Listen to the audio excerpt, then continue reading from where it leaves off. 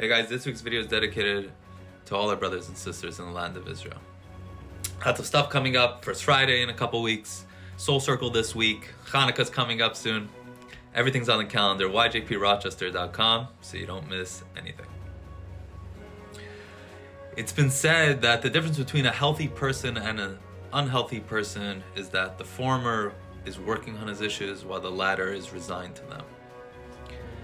This week's Torah portion, we have the story of Jacob, of Yaakov, and his twin, Esav.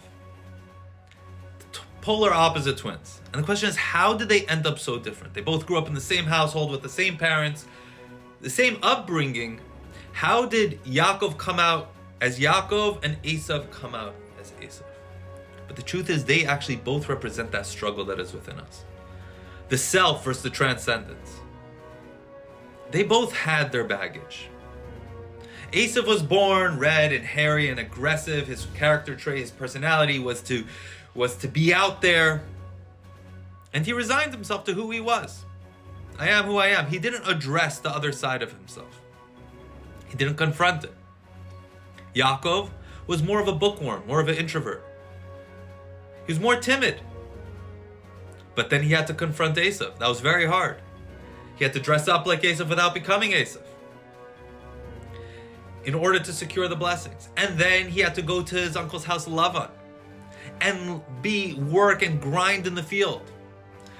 Inside the tent, Yaakov was very comfortable. Outside the tent, that was more Esav's territory. But Yaakov, he worked on it, he struggled with it, and was greatly successful. And he came back and was able to look Esav straight in the eye and confront him head on. Yaakov and Esav both had their other side. Yaakov confronted it, Esav resigned himself to it. We all have our things that we'd rather not go. Parts of our, that are painful. And so we shove it under the rug. We're scared to confront it, but when you shove things under the rug, they pile up until you trip over them.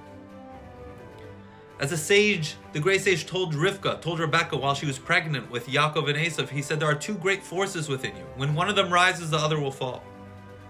We can either choose to confront, or we can choose to just shove it under the rug, but it's not going to go away. It's going to pile up and it's going to come back at us.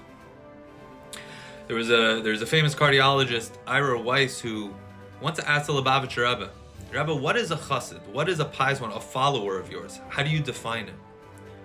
And the Rebbe said, if at the end of the day, somebody can say, I took a step higher than where I was this morning, I am proud and happy to call that person a chassid. We all have our stuff. There's nobody who doesn't have stuff. The only question is, are we going to confront it, or are we going to just push it away? Let's be Yaakov. Let's be Jacob. Shabbat Shalom.